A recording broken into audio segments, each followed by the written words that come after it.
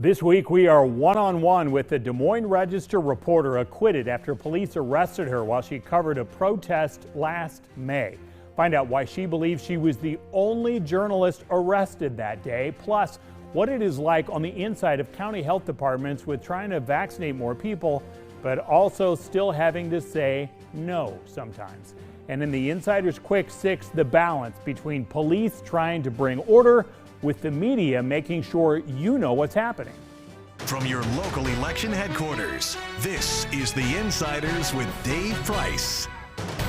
There has been a verdict and an acquittal, but there are still questions, and those questions involve a racial justice protest that took place at Des Moines' Merle Hay Mall last May the 31st. That protest grew chaotic. Vehicles were blocking traffic, and some people broke into the locked-up stores in the mall. Police rushed in and tear gas filled the air. Reporters from various media outlets showed what was happening, but just one of them, Andrea Sohouri, got arrested and pepper sprayed. Police also arrested her then-boyfriend, too, that she said she brought along to make sure that she was safe that day. Sohouri told officers that she was a journalist, not a rioter.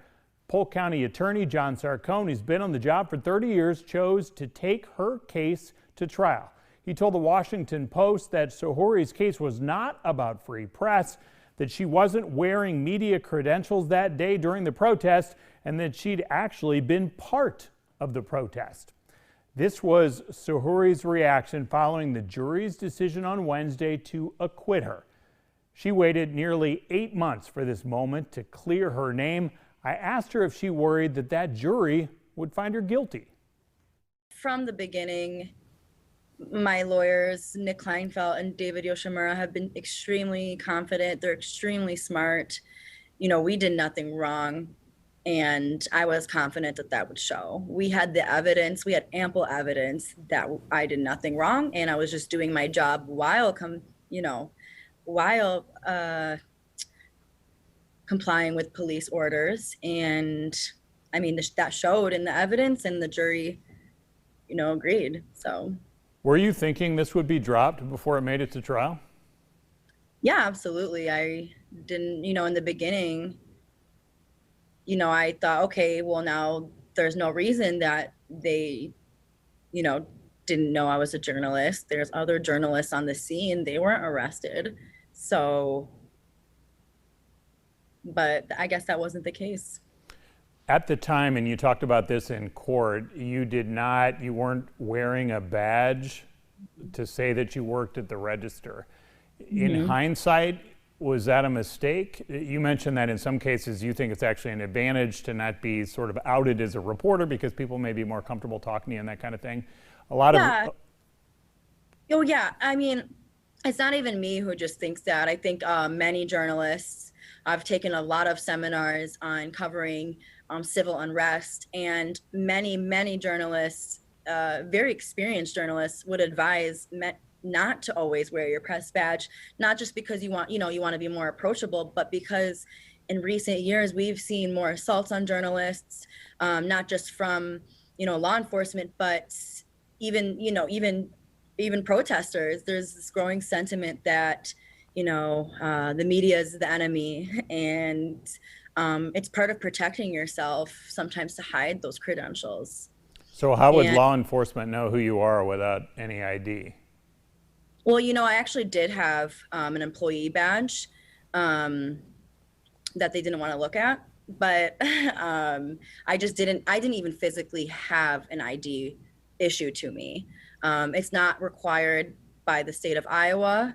I was I'm fairly new to the Register, and I never needed a press badge to cover anything. And I cover crime in courts, so I've interacted with police in person and not in person, throughout my whole entire experience at the Register, and not once have I needed a press badge. So I just didn't have one, to be honest. I had my employee badge, but I didn't even have a press badge. So, it's not even an option for me. When this was all happening, you were kind of right next to everything that was going on. There was some media there, where there was some media sort of pushed off a little bit, sort of shooting from afar. Was that set up? Did that add to this at all or not?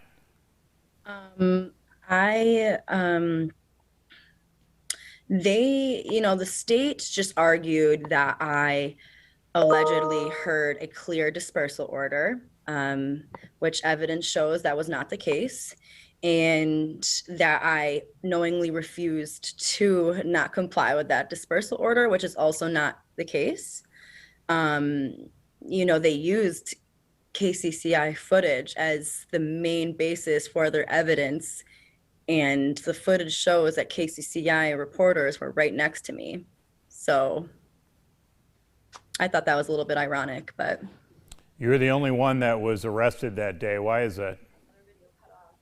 I don't know. I really couldn't tell you. Do you have a thought? Do you have an instinct? I think that's a great question to ask maybe Des Moines Police or John Sarcone. There was another registered reporter with me, right next to me when I was arrested. She was not arrested. Like I said, KCCI footage even took a video of me being arrested, walking right next to me. They weren't arrested. So it's a great question. I've seen another interview. You talked to both Washington Post and Axios, and you talked about that you fear that race was part of this.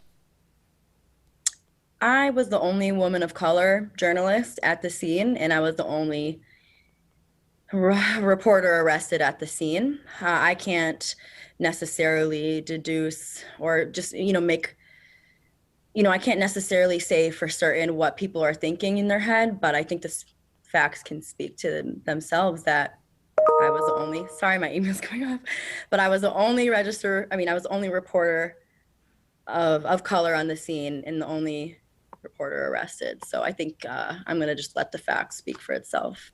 You were forced to have this play back in your mind because you went through court and prepped for court and everything. Is there anything you think you would do differently because of what happened, whether it was right or wrong? Absolutely not. I did nothing wrong. I was complying with police orders. I was doing my job as a journalist, live tweeting, being transparent about what I was doing, why I was there. Like I said, listening to police when they're telling me, move back, get away. I don't think there was anything I could have done to prevent that.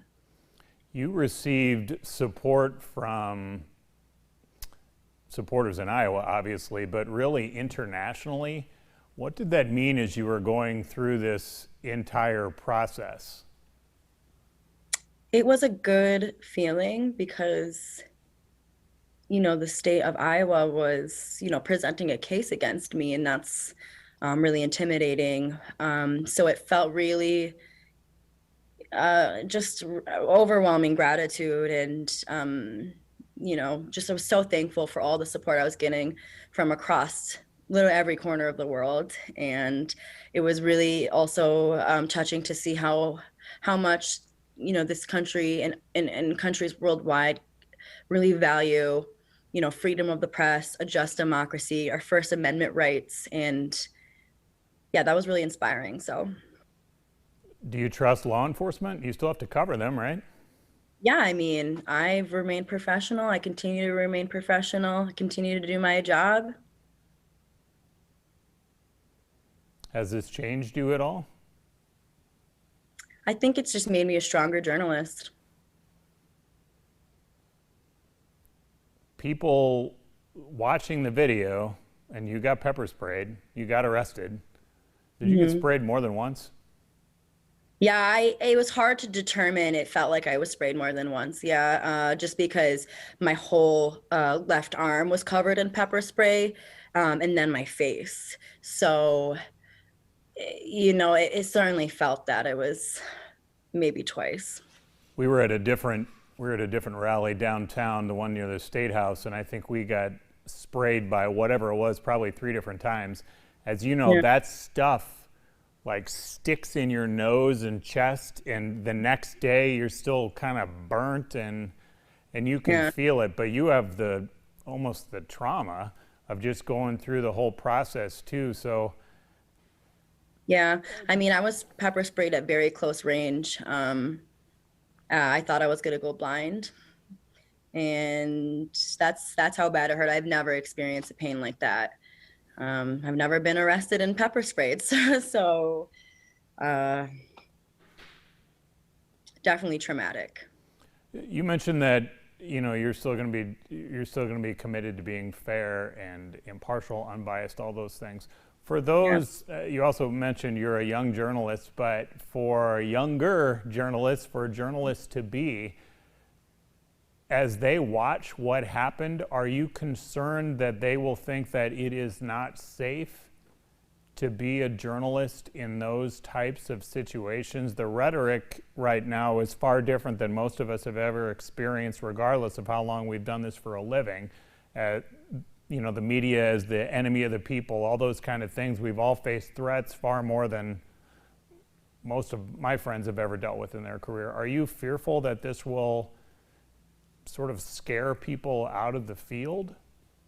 Yeah, absolutely. I think that it's definitely as a journalist, we've been reading a lot about, more of these instances, arrests, attacks happening, and I think it can have a chilling effect. And it's so important for reporters to be at these scenes, to be documenting historical moments.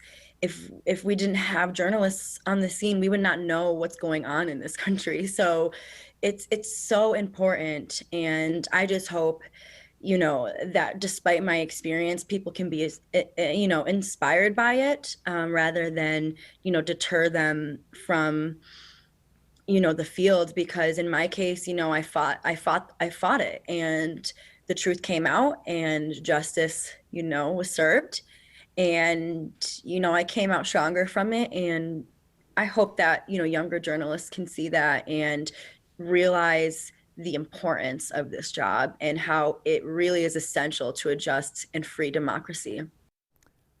Up next, a county health leader on the hope that comes along with the COVID-19 vaccine, even for a mother who's already lost her child to the virus.